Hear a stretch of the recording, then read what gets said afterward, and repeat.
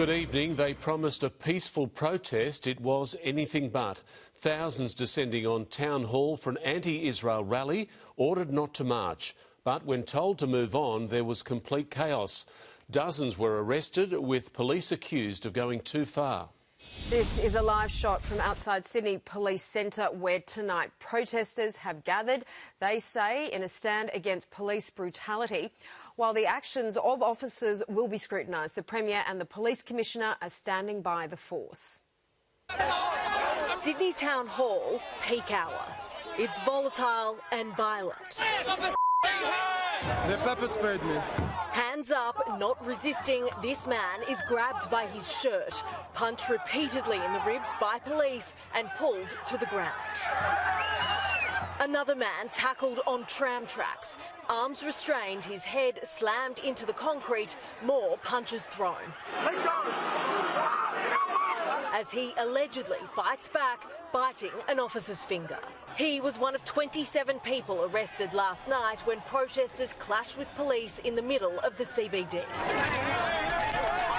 The police did what they needed to do. We were hopeful for some kind of calm and responsibility. The truth of the matter is we didn't get that from many of the protesters last night. We're going to have to settle for security. The protest against visiting Israeli President Isaac Herzog started peacefully enough. But as crowds grew, tempers flared. They'd been warned. You need to disperse now. If you fail to comply, you will be arrested. But when some protesters attempted to breach the police containment line to march through the streets, it was on. Protesters and police injured, including Greens MP Abigail Boyd. Police officer punches me in the head. And then I get another one after that punches me in the shoulder. Her colleagues accusing police of brutality. Some of those police officers were emboldened, were supercharged, had violence in their blood and their minds, and they pursued people. Police feared the group could head to the nearby convention centre, where President Herzog was hosting a commemoration event for the Bondi terror attack. New South Wales Police were put in an impossible position last night. The people who were trying to march in the opposite direction of that event that was taking place. But as organisers slammed police, the Commissioner praised his officers. It was a significant, aggressive and volatile crowd they were faced by.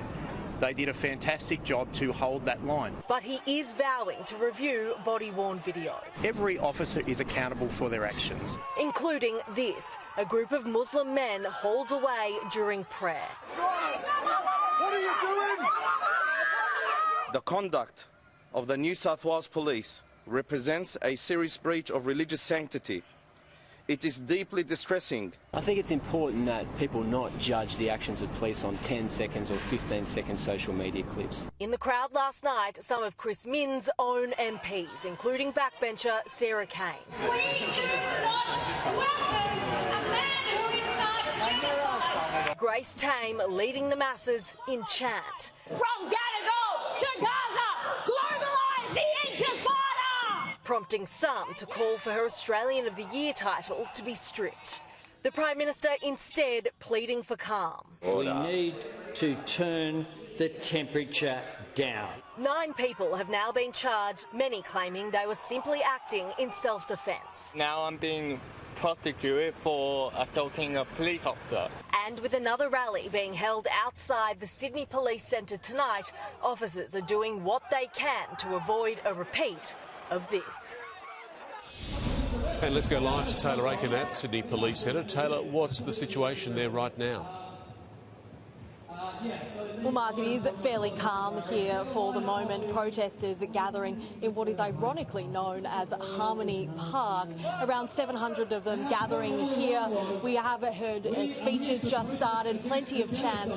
They say they're taking a stand against the actions of police yesterday and also taking aim at Premier Chris Minns. Now, the protesters had initially planned to rally outside Sydney Police Centre, that building just behind me here, but this wall of police stopped them in their tracks, stopping them from going any further up the street. For now, tensions are at a low level, but police and protesters both know that can change in an instant. OK, Taylor, thank you. Let's go live to Serena Andaloro now. Serena, the visit by Israel's president, it's been a real juggle for the Premier. Mark, it was the Prime Minister who extended the invitation, but it's Chris Minns who has been left to deal with the impossible practicalities of balancing the controversial international visit with the most important job of a state Premier, and that is keeping the streets safe in the wake of a terror attack. And what we saw last night was confronting. The protesters did defy the law and a court order. For 7 days, the government offered organisers the opportunity to rally at Hyde Park, even march down College Street. They turned it down. Senior sources on Macquarie Street now convinced they're intent on causing maximum chaos. Last night's rally, they say, was too close to 7,000 Jewish mourners. Meanwhile, the protesters also divided Minns' own house. 3 of his Labor MPs defying him and attending. Still, the Premier says they won't be sacked. The opposition says, how can the state listen if his own MPs aren't listening to him? OK, Serena Andaloro, thank you. The Israeli president is finally meeting the Prime Minister tonight. Let's go live now to Chief Reporter Chris Reason, who is in Bondi. Chris, it's taken a while for the two to come together. And to the very end of the second day of this tour, and in the most unusual of places, the Bondi Synagogue, where the Israeli president is currently meeting with more families and victims of the Bondi massacre. It could make for some uncomfortable moments for Mr Albanese. Some of those families still furious with government policy over these issues and the way they've handled it over the last 2 years. Not that we will find out. All reporters have been banned from going inside here today, and in fact the Israeli president's team have banned us from going to any of the events organised throughout today and this evening, in what has been a day of extraordinary security. Sydney has seen few security operations like it. Automatic weapons, helicopters overhead, balaclava-covered police even driving the ambulance. And this for a school visit. Israeli President Isaac Herzog and the First Lady visiting Moriah College in Sydney's east. This was the kind of reception he'd been hoping for, handing out high fives to hundreds of students at one of the city's biggest and oldest Jewish schools. We're so happy to be here in your school. But Israeli media travelling with the president revealing how students feel abandoned by Australia and the government. The Jewish youth are feeling their Prime Minister hates them. It's really, really sad. Last night, the key event of the President's tour, Mr Herzog again critical of what he called the missed signs of rising anti-Semitism in Australia. The attacks on college campuses, the escalating rhetoric and shrieking silence. That was the prelude to Bondi. Standing ovations from the thousands there. We've come here not simply to tell you that we are with you, but to show you that we are with you. His controversial visit overwhelmingly supported here. The invitation to President Herzog for a state visit tells the purveyors of anti-Semitic hate that Australian Jews belong here. The Prime Minister confirming no regrets for the controversial invitation. I will not walk away from my support for his presence here. This afternoon, a meet and greet with first responders from Bondi. Government House blanketed with snipers and security, no media allowed. Tomorrow, this high-security presidential tour leaves Sydney for Canberra and then heads to Melbourne on Thursday, with fears of further violent protests to follow in its wake. Already, demonstrations have been staged in the CBD, burning Australian and Israeli flags. Fire and fury before he even arrives. Chris Reason, 7 News. Sydney's new global gateway is almost ready for takeoff. The Western Sydney Airport will officially welcome its first passengers in October, around 4 months after opening for cargo flights. At the Western Sydney Airport today, emergency fire crews practising water drills as the airport boss lit the fuse on the opening date. Our target is to open in July for freight operations. The airport's giant cargo centre ready to go. After that, passengers. And we will open for passenger operations at the end of October. Baggage systems already being tested. In April, there are trials replicating passengers using the terminal. Well, look, what it does is give a whole range of new options in terms of the tourism market. The launch airlines, Qantas and Jetstar for domestic flights, Singapore and Air New Zealand internationally. Singapore will fly to Changi and then to hundreds of destinations around the world, of course. Air New Zealand obviously to Auckland and then connecting to all of North America. An airport now as little as 5 months away from being linked to the rest of the world as work continues at pace to connect it to the rest of Sydney. But cutting it fine. The new M12, 6 months ahead of schedule, expected to open by April. But its interchange joining the M7 not finished until June. The airport's metro rail link not available until December 2027. It'll be a great airport to get to via car. There will be over 6,000 parking spots. Chris Marr, 7 News. Susan Lee is hanging on to her job, but only just, surviving today's Liberal Party room meeting without a leadership spill. But as Angus Taylor times his tilt, a former Liberal Prime Minister has unleashed on his old party, saying they've strayed into la-la land.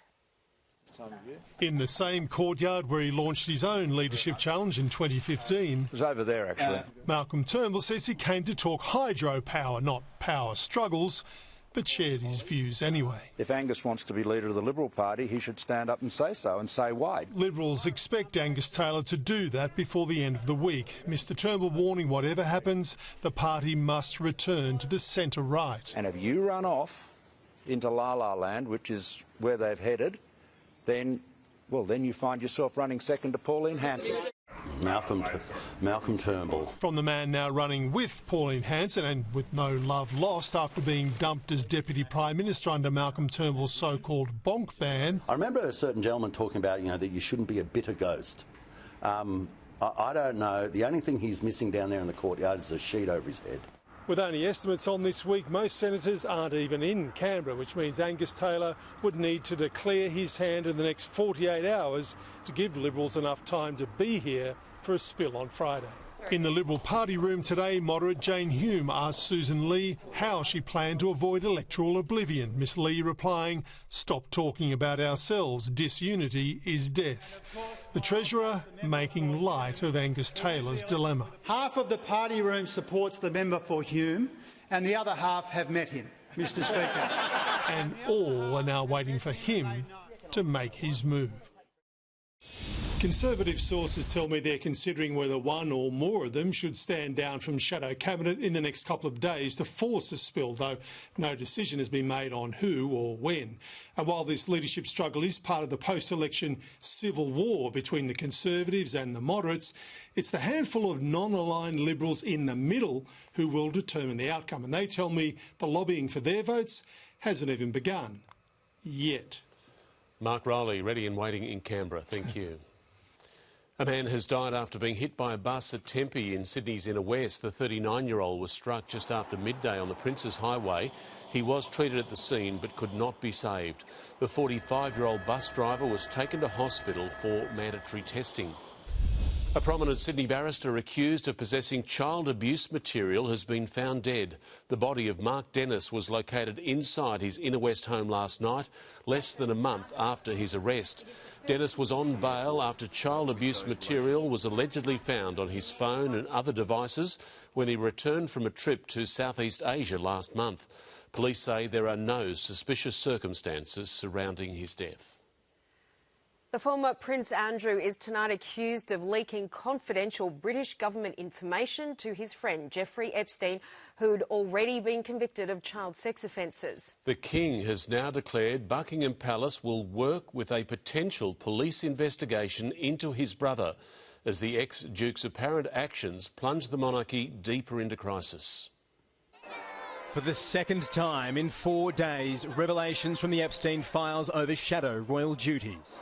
Charles, how long have you known